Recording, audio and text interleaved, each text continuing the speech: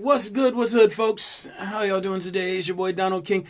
Hey, yo, I was actually trying to get to this at 6, but I had a couple of things that sort of popped up today. But I said I was going to do podcasts Mondays and Wednesdays, and that's something I'm trying to stick to. Anywho, what's good with y'all tonight? How you doing?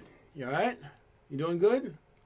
Yeah, I'm all right. So, a lot of times y'all guys hear me talk about Avatar stuff, and I realize my experience is unique in that way. Sometimes it's not necessarily going to be relatable to, what's happening in your day-to-day life. And especially if you sort of, especially if you're dealing with sorts of internal issues and whatnot. Sometimes when someone's talking about what's happening at the macro scale of the universe and all that other stuff, well, it seems like off the beaten path. It seems very unnecessary. You're like, yo, how am I going to make it today? How am I going to deal with this inner today? So every now and again, it's like, I like to do content that's a little bit more relatable. You know what I'm saying? And the reason for this is to bring it down to the level of the individual actor. All of us, we're characters in this huge play going on around us. And, well, it's not just a play, it's also a game. It's a contest. And it's a play that we're trying to win. Every time we get a little bit of momentum, something comes along and, well, steals that momentum from us and puts us a few steps behind, if not back to the very beginning. And that's very frustrating. So every now and again, I'm going to come with content that's going to, try to help make sense of what's happening on the ground level, where people are at. Today we want to tackle the subject of friendship versus the friend zone. Starbucks.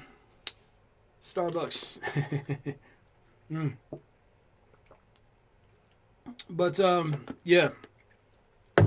So, friendship versus the friend zone. Why do I want to cover this?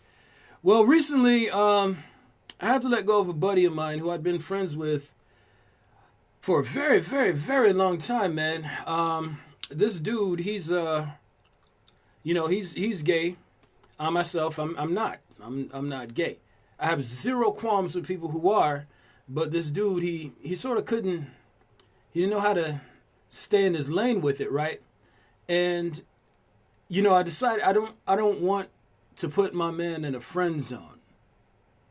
It's a shitty thing to do to somebody, and I'm going to explain why in this podcast. But I'm not going to be in anybody's friend zone. I don't want to put anybody in the friend zone. I just want to, everything is either symbiotic or it's not. Okay? So, and let's say everything is mutual or it's not. So what is a friendship? We have to start by defining what a friendship is. A friendship is pretty much like a relationship.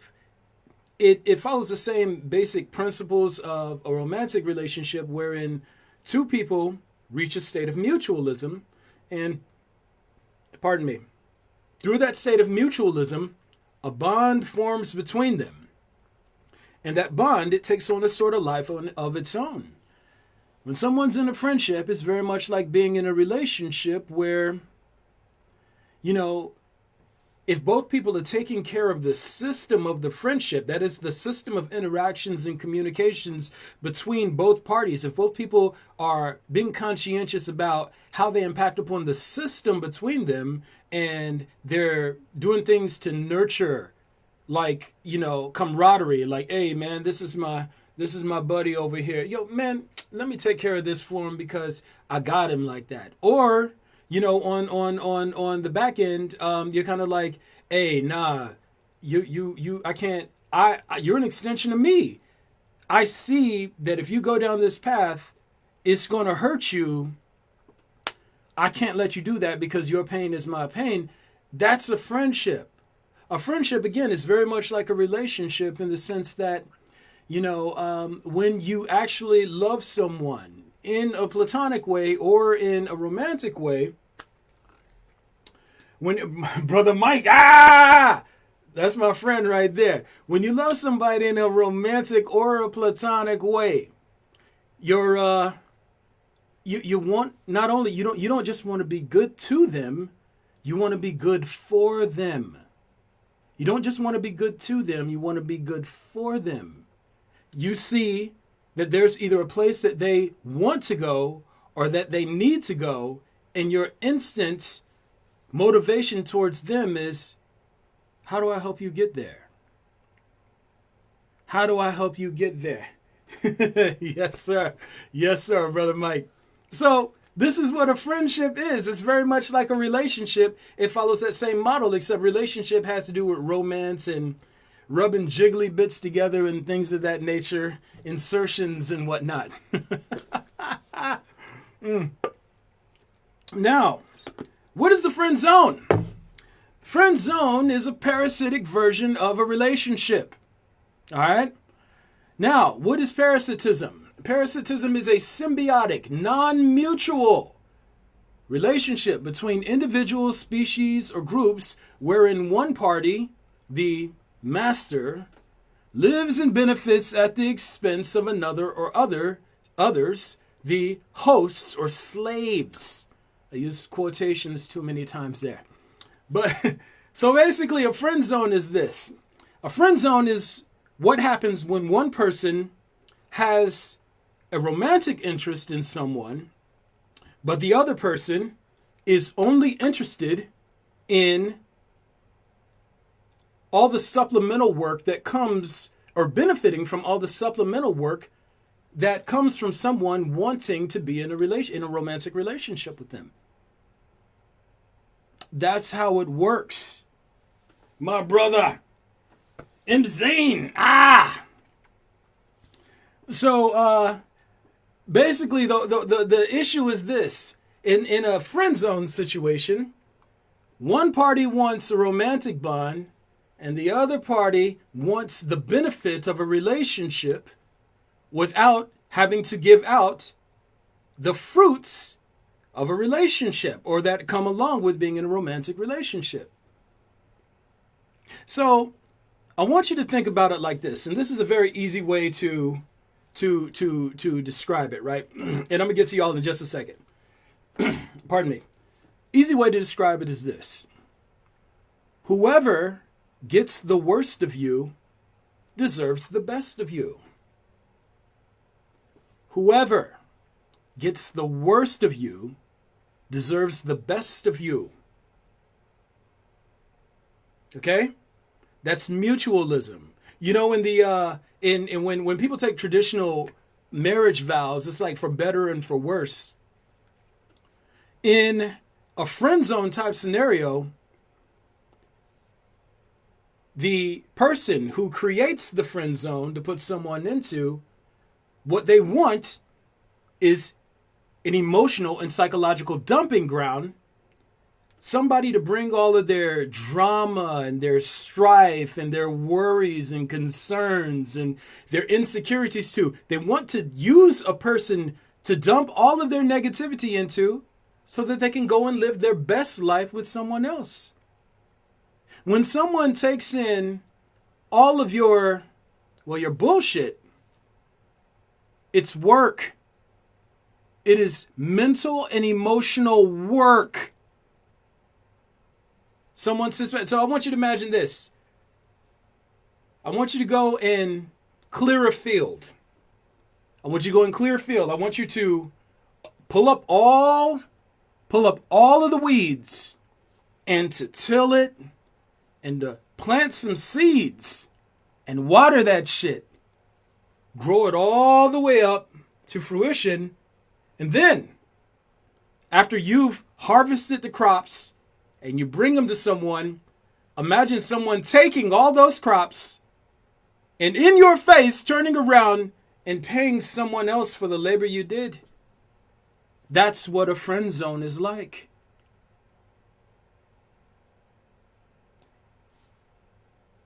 You ever been in a situation? Now, I want you to understand something.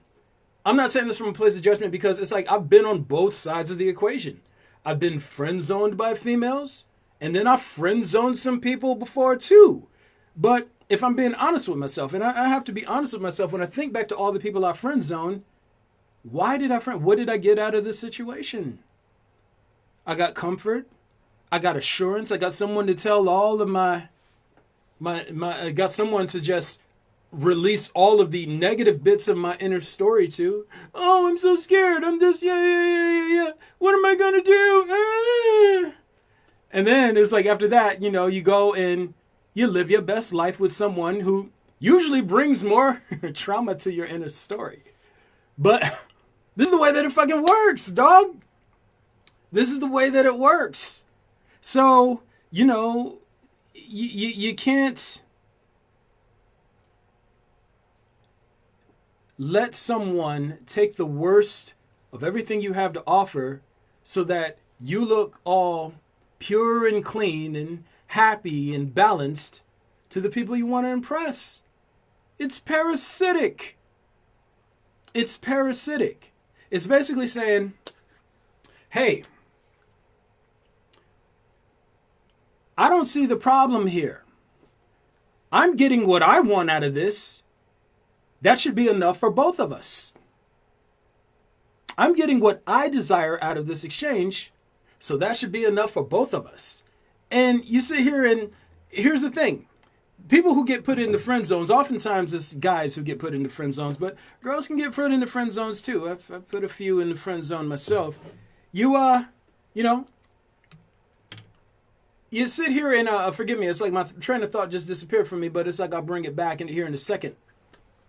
You look for someone who's going to supplement your life and your existence and your way of interacting, who's going to offset all of your negative energy so that you're your best self for someone else. It's highly parasitic. It's highly parasitic. And, again, I've been in this situation where I've done this to people before. And when I thought about it, this is the reason why it's like, I had to cut my buddy off, because I realized that that's the only way that we were going to interact, because he was never going to stop wanting to be with me in that particular way. And there was no avenue to that point. You see, if we reached a state of mutualism and he saw me as a friend in the same way that I see him as a friend, then it's like, I'm coming to him and I'm like, hey, my bro, where are you trying to go in life? What are you trying to accomplish, man? What matters to you? Let me help you get there. Let me help you get there. Right? And, we can't reach a state of mutualism if he's sitting here and, what he wants to accomplish is achieving me. I'm going to get him. That's again, this is the problem with human relationships, right? Problem with human relationships is that they're not based in mutualism, they're based in competition. They're based in competition. Most people enter into romantic situations wanting to compete against someone. And by compete against, I mean they want to dominate someone, right?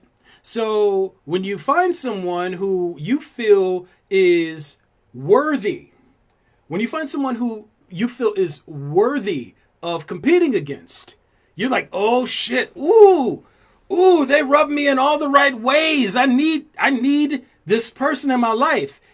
In actuality, in how the mechanism of the perception works is this. You're kind of like, if I can capture and dominate that person, that'll enhance my identity. That'll make me so much more powerful and potent as an individual. So in this sense, most people are not attracted to others per se. They're attracted to self-idealizing and how this person they perceive as a romantic interest is going to enhance them once they've captured and subdued them. This is the way it works mechanically, all right? So, when somebody gets put in the friend zone, right? How it happens is this. Someone who has that sort of conventional mindset, they look at someone and they're like, oh man, you look like you're worthy of competing against.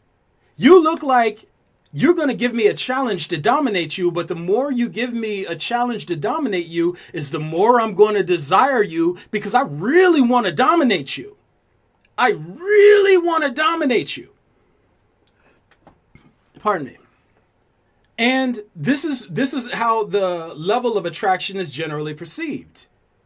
You're most attracted to who's going to give you the greatest challenge to dominate them. Okay? Now, dudes who get friend zoned or females that get friend zoned, out the gate, it doesn't matter how attractive they are, it doesn't matter how smart they are or whatever. Out the gate, the person who perceives themselves to be the dominant party has already decided, oh, you're not worthy of trying to dominate. I already got you in a position of submission. You're not, so, and again, this is the way it works mechanically. So a lot of times, here's what happens in romantic relationships, right? Two people come and they're there to compete. I'm going to dominate you. I'm going to dominate you. It's the good boy versus bad girl or bad boy versus good girl scenario. It's like, ooh, two opposing forces. Let's compete to see who's the dominant party. This is the way this shit works. And then the person, so the good girl is wanting to dominate and change the bad boy. The bad boy is wanting to dominate and corrupt the good girl. It's a fucking contest, right? Now, in this contest, it works like this, or ultimately it boils down to this. When people are competing, they're competing. This is the honeymoon phase. Competing, posturing. Oh, I love you so much. I'm going to impress you in this way. No, I love you so much. I'm going to impress you in this way. I'm going to throw it back on you. I'm going to make you love this pussy. No, I'm going to beat you down with this dick. I'm going to make you addicted to this dick. All the way, push. Contest, all the way until one party submits and they say, I yield. And then, once one party has yielded, the submissive is forever in love with and indebted to the dominant. Like, oh my God, if I could just prove my value to them, they're going to love me so much. And the reason why this happens is because they're kind of like, well, you know what? They've given me an even greater challenge to prove my value to them. They've given me an even greater challenge. And once I get their validation, I'm going to get the high of my life. This is why so many people stay in abusive relationships, why someone can beat the shit out of someone, leave them bloody and bruised, but then easily forgive everything with a few flowers, or an I love you, or by running them a bath. It's mechanical. It's mechanical. So, the reason why this is important to understand is because in a friend zone type situation, the person who perceives themselves to be the dominant, they've already decided that the other person isn't worthy of their effort and their attention. You're not someone who's worthy of me and my desire to compete against someone. So once you have a situation where one person yields and there's a submissive and dominant role, the dominant party in a relationship, they immediately lose interest in the submissive party, and the submissive party is forever enslaved emotionally to the dominant party.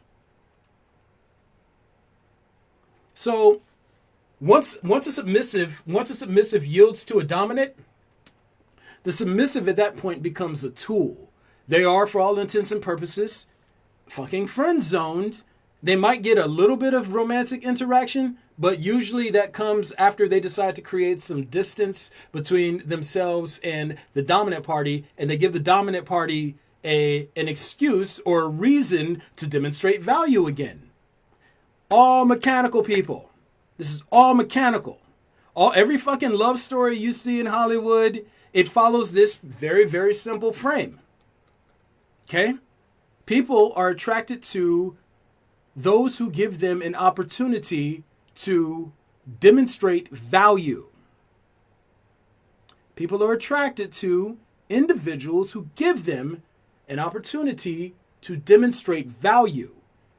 And if you don't give someone an opportunity to demonstrate value because you've already yielded to the fact that they have value and you just want them to see how much you love them, yeah, they're not going to be interested in you, man.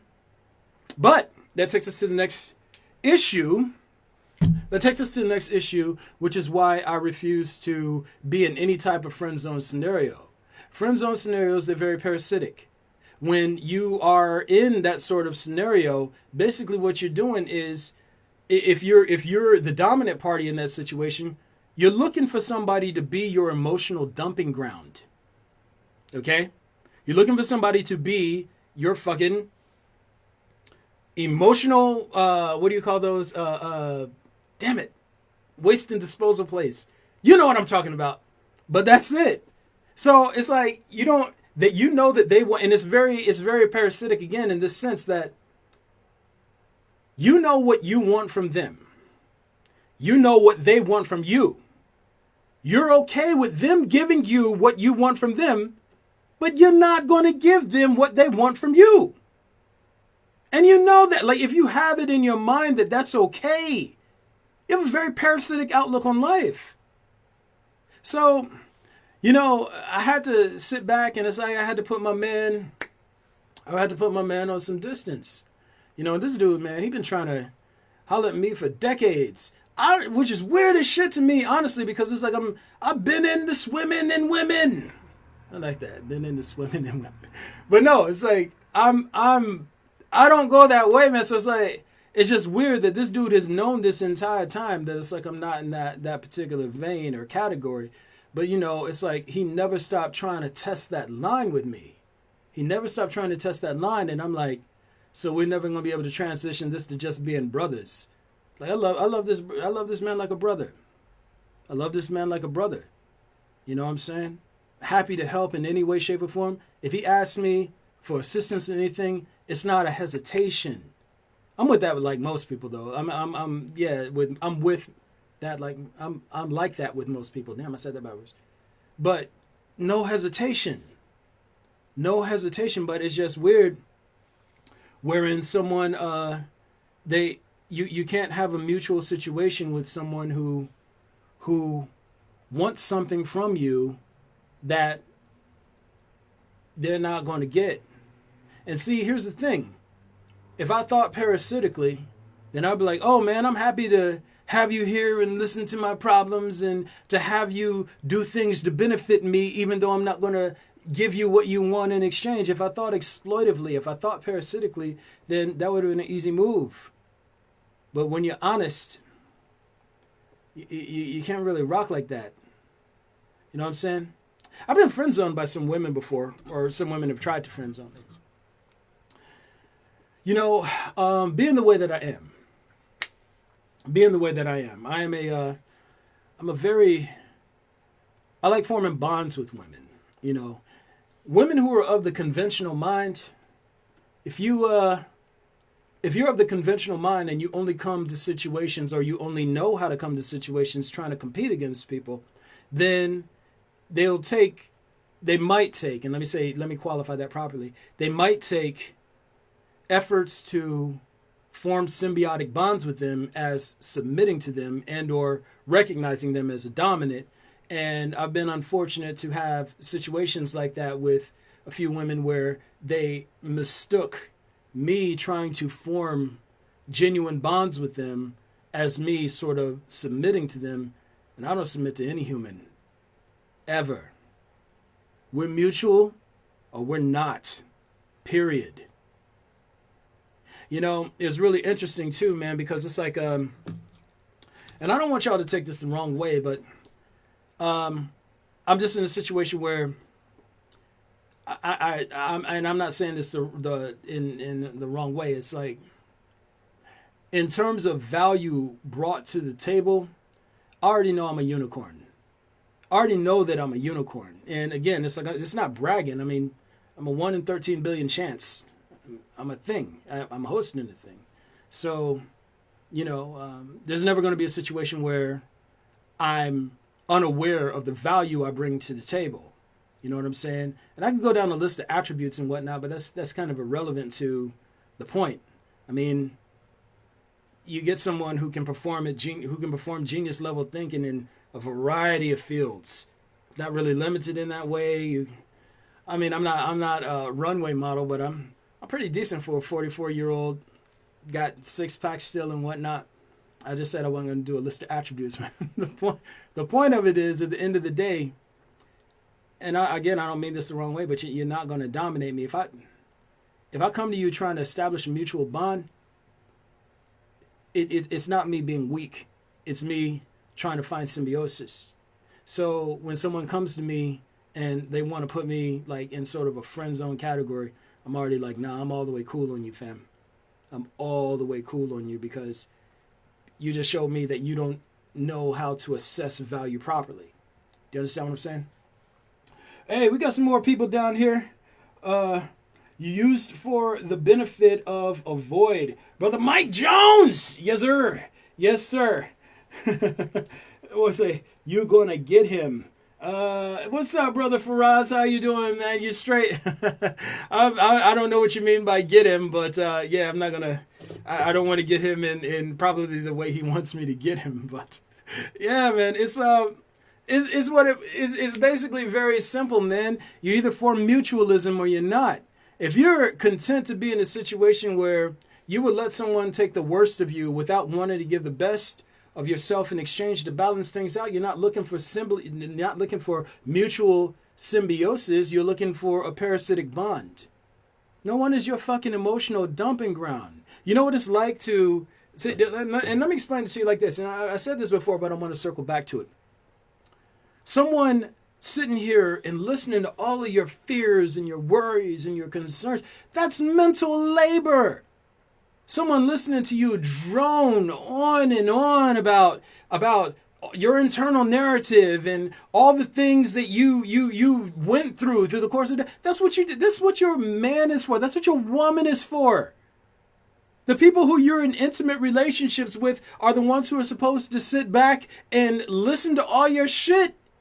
You give them pussy or dick in exchange for that. That's part when you are in a bonded relationship and you're taking care of each other, helping each other clean up each other's messes. That's what comes with the territory. It's what comes with the territory. Okay? But, just wanting somebody to just dump into so that you're your best self for someone else. Are you fucking serious? That's how a lot of people think. And again, it's guys and girls alike. So I had to tell my man, my bro, I won't let you do it to yourself. I won't let you do it to yourself. And that's how I had to approach it. You know what I'm saying? It's like, I really was looking forward to building a good friendship with this dude because, again, this dude, he'd been trying to, flirt with me for, decades. And I'm just sitting here like, hey, man. And it's probably because it's like I'm just now getting back to Ohio within the last, 3-4 months. But, I knew this dude, from way, way back in the day. And I figured that it was just distance and he was sort of idealizing me. So, it was very easy to sort of, brush it under the rug. And I'm like, oh, if we interact and we're face to face and he gets a chance to see the glow and the aura and be like, that's not it. He's not that one. Then he'll fall back. He'll fall back and be like, yo, this is my bro. And we could go on and I could sit here like, hey, man, where are you trying to go? Hey, let's find you a dude. Let's find you a dude that's in your lane. I want to see you get to where you're trying to go in life. I want to be your brother. I want to be your brother. And he couldn't stay in his lane, man. He couldn't stay in his lane, and it just got weird. So I was all the way cool on him. Like, if that's how it has to go, that's how it has to go. Yo! So, basically, that's where it is. Never settle for someone putting you in a friend zone. Don't put yourself in a friend zone. Don't hold out hope, because if you think someone is happy to just take from you and not give back to you in the way that you hope they will, chances are that's the case. And the only thing that you do in doing that is giving yourself just needless heartache and suffering. Needless heartache and suffering. Oh, if I'm just good, then they're going to come around and they're going to see my value. No, that's not how it works mechanically. Once someone doesn't have a reason to demonstrate value to you, once someone perceives in their mind that you are submissive to them and or beneath them, they will walk all over you to the end of the earth and back. They'll act like they have the upper hand. They won't act like, they'll believe they have the upper hand and that you're always going to come crawling back because you want that approval from them. This is how parasitic thinking works, guys. Your feelings and beliefs are immaterial to the mechanism of the mode. Don't do it to yourself. And more importantly, don't do it to anyone. It's fucking rude. It's rude. No one is your fucking emotional dumping ground. If you have a woman in your life, and if you're a guy and you have a woman in your life, then guess what? Guess who's supposed to hear all of your bad shit and then be there to experience all the good shit with you? Your lover. That's what a relationship is. Right? The same thing goes with girls and guys. You don't use what, this is something I don't like about humans right now. You guys have this very consumerist mindset where everything is just some service that's provided to you. This is the problem with narcissism and the fact that the socialization process grooms us all to be raging fucking narcissists. You have a consumerist mind. You think you're going to piecemeal together the perfect mate out of a bunch of people? Oh, I like this attribute from this woman, but I like this. I like her titties, but I like her ass, but her pussy gets the wettest. I like her head game, but I like her intellect, and I'm going to just sleep with all of them because they fulfill me in different ways. And then there's always going to be somebody, maybe 2 or 3 of them, that get the worst of who the fuck you are. They deserve the best of you, which is the reason why it's like I prefer bonded relationships with women. Because it's like, when that shit is closed, when it's a closed system, and they get the best of you and the worst of you, you know what you get? You get a relationship that's based in purpose. When both of you all say, I see you, you are an extension of me. In order for me to experience true happiness in life, I have to make sure that you're moving towards your purpose while I move towards mine, and you have to make sure that I'm moving towards my purpose in the same way that you're moving towards yours. This is mutualism. That way we're growing up and glowing up together. But if you just want someone to serve you, someone to supplement your life, and to give you a sense of assurance or some sense of power, you're going to piecemeal together a mate out of all these different pieces and then wonder why the shit doesn't work. Wonder why you're hitting 40 and 50 and 60 like, ain't no good man out here. Or bitches ain't shit. This is the way it works. Mutualism, friendship, or relationship. It's the same fucking principle. If you're self-centered, then everything is about you, and you're just this huge vacuum of potential wherein you destroy everything that comes near you.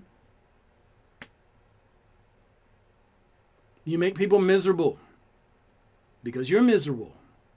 You don't know how to get out of that slump because you never put down that proverbial mirror long enough to focus on reality. Reality deals in mutualism. The identity, the inner story, it's all about the self. You can't be friends with anyone if you're a selfish asshole. You can't have a good relationship with anyone if you're a narcissistic prick. If everything is about you and your happiness and your comfort, how much of the world around you and the people around you has to get destroyed in order for you to feel satisfied? Who has to hurt so that you can feel better?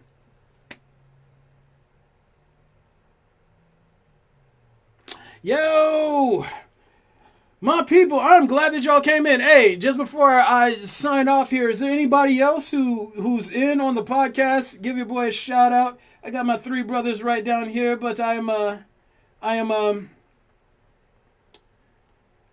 Looking for anybody else? Y'all already know you can catch me on social media. Facebook, y'all already know if you're watching this podcast, then you already know I'm on Facebook. Also, I'm on Instagram. I got a bunch of content on Medium. And I am on YouTube, which I am posting all of these podcasts to, just in case you want to circle back to any of them. As usual, I'm shooting from the hip. I'm reading principles in real time. So I don't want you to think that anything is like super rehearsed. It's like, I'm just explaining things according to how I see them and understand them via the perspective I've been imbued with.